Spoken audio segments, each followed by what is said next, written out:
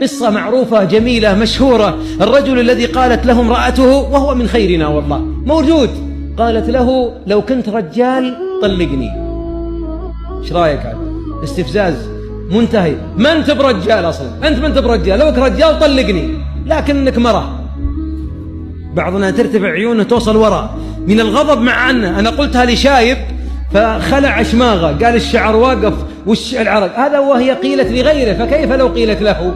لو كنت رجال، لو كنت رجال، ماذا كان يفعل إذا قالتها؟ قال هي امرأة صالحة تقية نظيفة مؤدبة، لكن إذا غضبت انفلت منها زمامها. قال فإذا غضبت خرجت مع الباب. هذا حكيم من خير الأمة، يخرج عند الغضب حتى لا يأتي الشيطان. قال فلما زادت وكثر كلامها لو كنت، قال أتت مرة قالت لو رجال تعطيني ردي الآن، فأعطيتها الورقة في ظرف وقلت في أمان الله، الباب اللي دخلت معه في أمان الله، الآن أثبت لك أني رجل، يلا إلى بيت أهلك.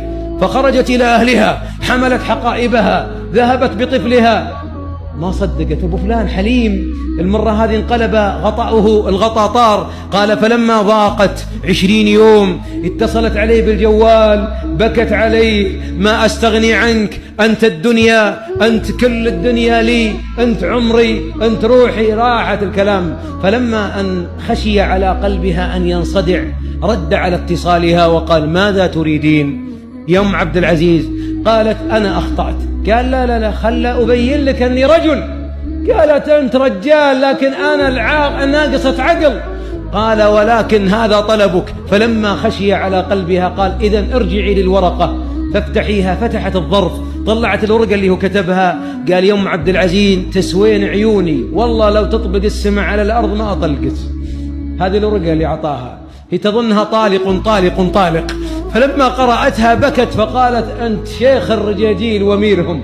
طبعا هذا شهادة خاصة به، ولا أنتم المشايخ، أنتم أمر الرجال. لكني أقول انظر كيف تغير حالها لما كظم غيظه، إنها الرجولة.